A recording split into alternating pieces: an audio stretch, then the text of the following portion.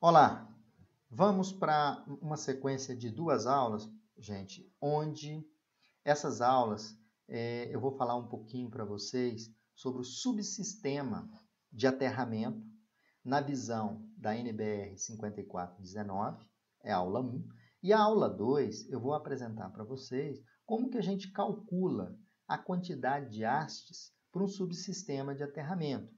Quantas hastes são necessárias, né? Complementando a aula 1, de forma que vocês podem, né, através da aula 2, na sua residência, fazer mais ou menos um cálculo de quantas hastes são necessárias para uma determinada resistência de aterramento.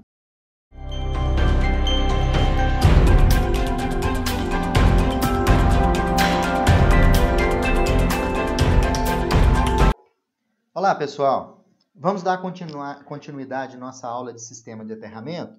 Essa aula 2, eu elaborei ela para vocês a pedido de um colega de vocês inscrito no canal do YouTube e aproveitei, né, fiz um complemento inicialmente pela aula 1, né, falando sobre o subsistema de aterramento na visão da NBR 5419 e agora essa aula 2 atende a um pedido de um inscrito do meu canal no YouTube, onde ele solicitou como que a gente faz para calcular a quantidade de hastes e a área da malha de uma forma simplificada, né? Então, como calcular no subsistema de aterramento a quantidade de hastes e a área da malha de forma mais simplificada? Isso é que nós vamos ver nessa aula 2.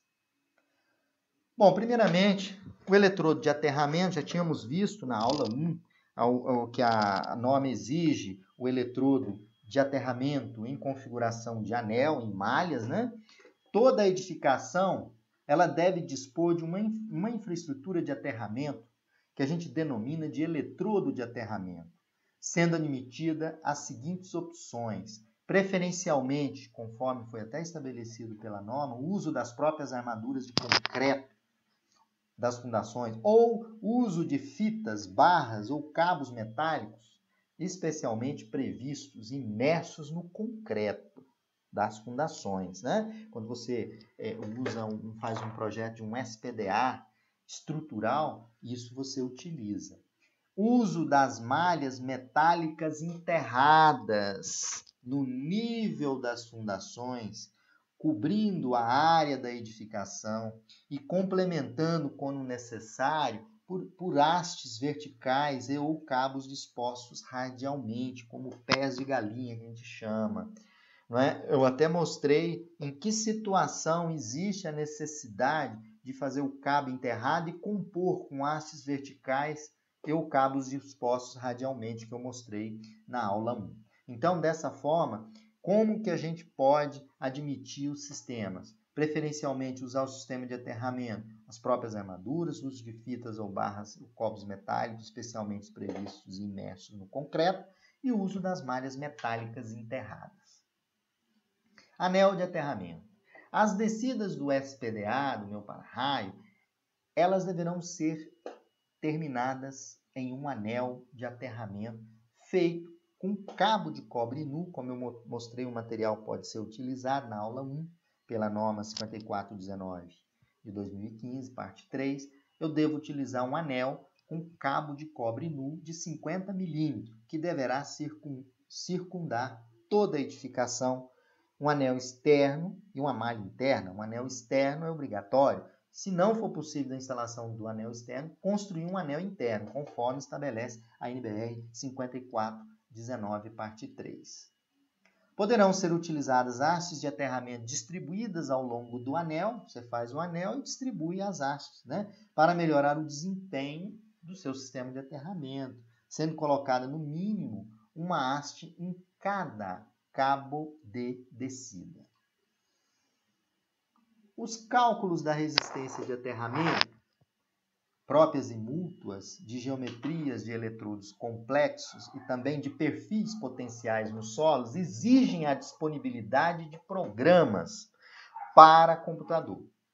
Né? São programas porque eu tenho que determinar a resistividade do solo, né? Então são arranjos complexos. No caso dessa aula, eu vou fazer alguns exemplos simples, né? Para vocês aí que solicitaram, né, para mostrar como que a gente faz o cálculo. Esses programas de computadores, eles permitem a simulação do comportamento de grupos de eletrodos de aterramento não interligados, né, compostos por condutores horizontais e verticais, que estão lançados em solos homogêneos ou estratificados em modelos de múltiplas camadas, né? Eu não vou apresentar esse modelo para vocês, vou apresentar um modelo simplificado.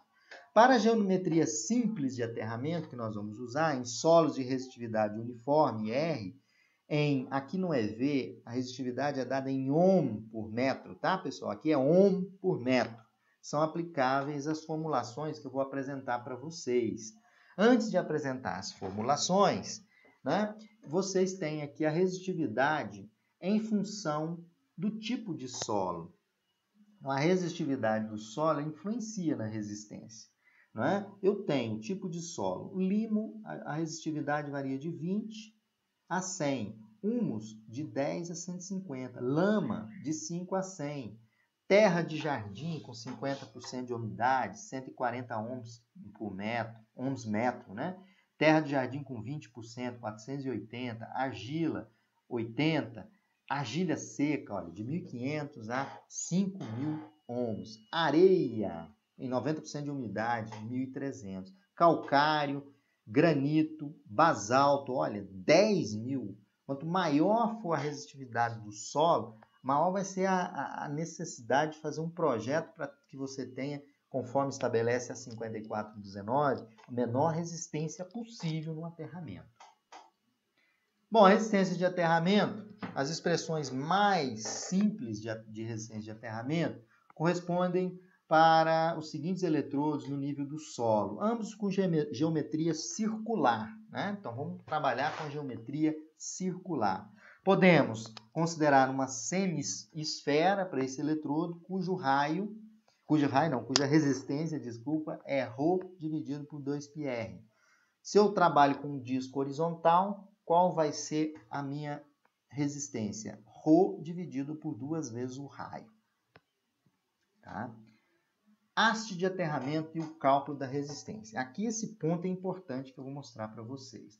A resistência de aterramento de uma haste vertical de comprimento L e raio A, em ambos em metros, é dada pela seguinte expressão. Então, tem aqui o comprimento do eletrodo e tenho a seção desse eletrodo, o raio desse eletrodo. Então, e raio A. Então, o que eu tenho aqui? Como é que eu calculo essa resistência? Essa resistência R desse eletrodo é igual a ρ, que multiplica logaritmo neperiano de 2 vezes o comprimento dividido pelo raio, certo? E dividido por 2π vezes o comprimento. Eu vou fazer um exemplo para vocês em que a gente vai considerar uma haste de comprimento 3 metros e raio, aqui eu estou considerando raio, e raio 5/8 de polegada, cravada em um solo com resistividade 100 ohms por metro. 100 ohms metro, na verdade. Qual a resistência de aterramento? Vou aplicar essa expressão. Então, uma polegada tem 2,54 centímetros. O meu raio A, o A é o raio e A é o raio. Esse raio A eu considerei 5/8. Então, é 5/8 vezes 2,54 dividido por 100. Isso aqui vai me dar o valor em metro, 0,015 metros. Trabalhando esses valores na expressão, considerando o raio A 5/8 de polegada, convertendo aqui, que vocês podem ver essa conversão, uma polegada é 2,54. Então, o ρ é 100, neperiano de 2 vezes L, o comprimento da haste é 3 vezes 2, 6, dividido por A, que é 0,015875, dividido por 2π vezes 3. Isso aqui na calculadora, considerando o raio 5/8 de polegada, e não diâmetro, aqui eu estou considerando raio de 5/8 de polegada, vai me dar uma resistência para esse tipo de solo, com resistividade 100 ohm metro, você tem uma resistência de 31,5 ohms. É uma resistência relativamente baixa, mas como estabelece a norma 5419, quanto menor a resistência de aterramento, melhor será a qualidade do aterramento, principalmente para fluir as descargas atmosféricas. Agora, eu vou fazer o seguinte, eu vou interligar hastes de tal forma, foi até pedido do pessoal, vou interligar as hastes para que eu possa reduzir essa resistência de aterramento do conjunto. Então, para N hastes alinhadas e espaçadas 3 metros, você pode manter aí, você quer fazer um aterramento na sua residência, por exemplo, você pode ligar várias hastes alinhadas, né? Você alinha essas hastes, né? E espaça elas 3 metros entre si. Aí essa resistência do conjunto, eu vou chamar de Rn. Rn vai ser igual a K vezes Rn. Então, esse R aqui é o R total. Vai ser K, que é o fator, vezes Rn. Então, esse fator K, eu vou obter ele aqui, ó, onde N é o número de hastes. Se eu tenho uma haste, o fator K é 1. 2 hastes, ele vai caindo. Quanto maior o número de hastes alinhadas da forma que está aqui no desenho, menor vai ser a resistência de aterramento final do conjunto. Então, eu quero diminuir aqueles 31,5 que eu encontrei, eu quero diminuir. Então, eu vou fazer um problema da seguinte natureza. Foi-me solicitado, professor, como é que eu faço para calcular a quantidade de hastes do meu aterramento? Aí eu estou fazendo a suposição seguinte, mantendo os dados do exemplo anterior, suponha que nós necessitamos de um sistema de aterramento com resistência máxima. Então, a minha resistência máxima do meu aterramento, eu vou admitir que seja 10 ohms. Aí eu pergunto para vocês, quantas hastes serão necessárias alinhadas? Então, eu vou fazer o seguinte, vamos considerar uma haste de 3 metros com 5/8 de raio, 5/8 de polegada de raio, cravada no solo. Vamos admitir que a resistência do solo é 100 ohms metro. Qual a resistência de aterramento? A resistência de aterramento nós já tínhamos calculado para essa haste aqui.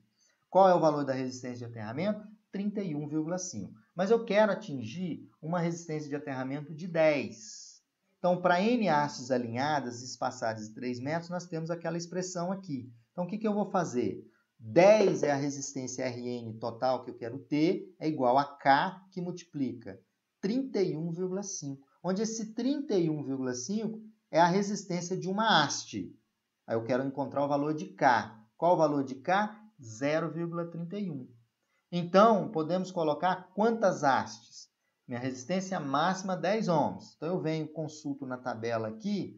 Olha, valor K 0,31 é 4. 4 é o mais próximo, mas eu posso colocar 5 hastes, porque minha resistência de aterramento vai ser menor do que 10. Então, para você que me fez a pergunta, não lembro o nome da pessoa que estava inscrito no canal, para essa situação, é a forma que a gente tem de determinar, né, a quantidade de hastes. Nesse meu exemplo, são necessárias exatamente 5 hastes, porque você vai ter, com 5 hastes, você vai multiplicar 0,26, né, 0,26 vezes 31,5, vai me dar uma resistência de aterramento de 8,19. Então, é dessa forma que a gente consegue calcular a quantidade de haste. Aí um detalhe, como que eu encontrei esse valor da resistividade do solo? Tem aquela tabela, né? E vou mostrar no final dessa aula um método para determinar a resistividade do solo. Bom, agora vamos a um sistema de aterramento em malha fechada, né? Que é o que é muito importante, que é mais eficiente.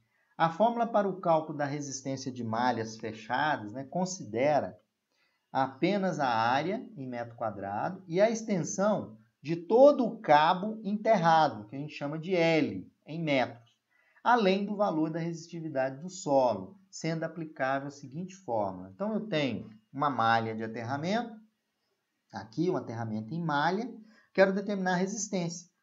Vai ser ρ dividido por 4, que multiplica a raiz quadrada de π sobre A, onde A é a área da malha e L é o comprimento total de cabo enterrado.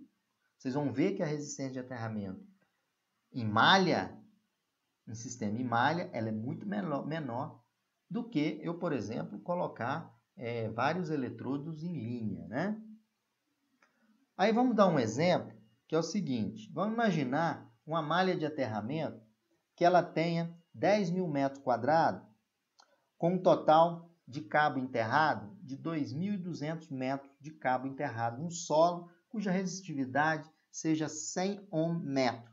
Ele apresentará uma resistência, pessoal, jogando na fórmula, de 0,489, vou arredondei aqui para 0,5. Então, veja, se eu pego os valores aqui, o ρ, 100 dividido por 4, que multiplica a raiz quadrada de π dividido por A, que é 10.000 metros quadrados, mais ρ dividido por L, 100 dividido por L, que é a quantidade de cabos enterrados, 2.200 metros. Isso vai me dar uma resistência baixíssima, uma resistência ideal, não é? Uma resistência muito boa de aterramento. Se a gente comparar aquele aterramento em linha que nós colocamos, vocês podem observar, recalcular lá que dá 8,19. Aqui eu estou dando 0,5 ohms. Aterramento em cruz, né, é muito utilizado em torres, né? Em torres de telecomunicações, por exemplo, né?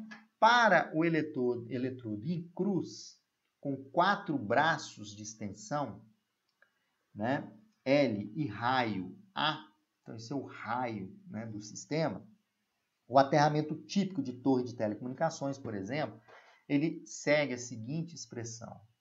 A resistência é ρ dividido por 4πL, onde L é a extensão, 1 mais logaritmo dependente de 4L dividido por A, certo? Onde A é o raio. Então, vou dar um exemplo. Uma torre com um aterramento em cruz, ele formando por um quadrado de eletrodos, então vai formar por um quadrado de eletrodos, de 15 metros, quadrado de eletrodo, 15 metros de perímetro, de comprimento, né? Vezes 50 milímetros quadrados.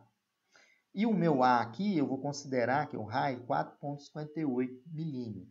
E um solo tem uma resistividade maior, 500 ohms metro. Eu pegando esses valores aqui, olha, 15, vou pegar 15, vou colocar o 15 aqui no L. O A é 4,58 milímetros, essa é a espessura do eletrodo, que está lá enterrado. Então, essa torre ela é formada por 4 eletrodos que estão interligados, né? Interligados em cruz. Isso vai me dar, isso aqui, ó, 4 eletrodos. Olha, prestem atenção. 1, 2, 3, 4. E eu vou interligar eles em cruz. Então, esse 15 aqui é o comprimento, tá? E A aqui é o valor de quê? É o raio. L é a extensão do cabo que está enterrado. Ok, pessoal?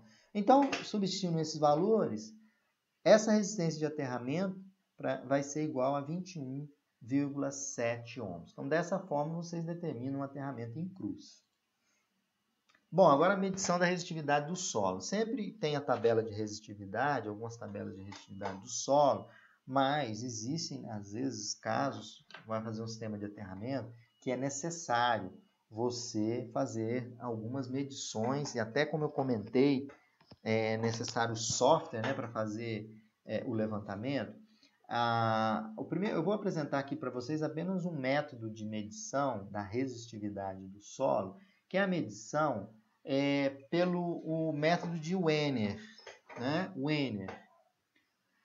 O método utiliza um instrumento, né, que é o Megger, instrumento de medida de resistência. Ele possui 4 terminais, 2 de corrente e 2 de potencial. Então, esse aparelho, através de uma fonte interna, ele faz circular uma corrente elétrica aí entre 2 hastes externas, que estão conectadas aos terminais que a gente chama de terminais C1 e C2. Então, o método de Wiener, eu tenho um instrumento aqui que é o Megger, ele tem C1, P1, P2 e C2, onde eu comentei aqui anteriormente que você tem 2 terminais de corrente e 2 de potencial, né? Então, hastes externas. Então, eu tenho aqui 4 terminais, 4 hastes que eu vou injetar. Para fazer o levantamento e determinar qual é a resistividade daquele terreno, do solo daquele terreno. R é a leitura da resistência em ohms feita pelo instrumento que é o Megger. Para uma profundidade A. Então, profundidade A. Então, se eu variar a profundidade, vai ter modificação, né? Para uma profundidade A. O espaçamento A é o espaçamento entre as estacas, né, cravadas no solo. E P é a profundidade da haste cravada. Então, A é o espaçamento, P é a profundidade. Tá? Então, na leitura do instrumento, como que eu calculo, se eu for usar esse método, qual seria o valor da resistividade? O valor da resistividade, por isso que eu falei que é interessante utilizar o método computacional para traçar as curvas de resistividade do terreno em função de quê, pessoal? Em função do espaçamento das hastes cravadas, A, em função de A, em função da profundidade da haste. Por isso que o método dos computacionais é importante. A resistividade elétrica do solo ela é dada por, né, não vou deduzir o modelo, mas ela é dada, né, pelo método de Wiener, né, é dada por 4πr, 4πRA, π, 4πAR, onde A é o espaçamento, R é a resistência, dividido por 1 mais 2A, dividido por raiz quadrada de A ao quadrado, mais 2P ao quadrado, que é 2 vezes a profundidade ao quadrado, menos 2A, raiz quadrada, 2A ao quadrado, mais 2P ao quadrado. Esse valor da resistividade, ele é dado em ohm metro. A expressão é conhecida como fórmula de Palmer. E ela é usada nesse método que eu apresentei. Existem outros métodos. Eu apresentei esse método mais simples para vocês, que é o método de Wiener. Recomenda-se que o diâmetro da haste ele seja menor ou igual a 0,1 do espaçamento A. Para um afastamento entre as hastes relativamente grande, um espaçamento grande das hastes, isto é, um valor de A maior do que 20 vezes a profundidade, a fórmula de Palmer, vocês podem resumir essa fórmula de Palmer para essa fórmula mais simples, onde a resistividade do solo é igual a 2πRA, 2πAR, onde R é a resistência. Então, essa é uma forma de determinar. Existe instrumento, né, para fazer da Fluke e outros fabricantes para fazer o levantamento, né, da resistividade do terreno em função do espaçamento e da profundidade das hastes. Então, assim, eu encerro essa aula para vocês, que foi um pedido, né, como determina, né, a quantidade de hastes, né? Obviamente, a medição da resistividade, você pode pegar os valores tabelados, ou até mesmo, né, voltando aqui na fórmula de Palmer, você pode estimar, né, que sua resistividade, é uma resistividade dependendo do terreno, você vai na tabela, estima, né, e faz o cálculo na sua residência aí, em função daquela tabela que eu apresentei. Ou, se tiver um instrumento de medição de resistividade, faz a medição da resistividade.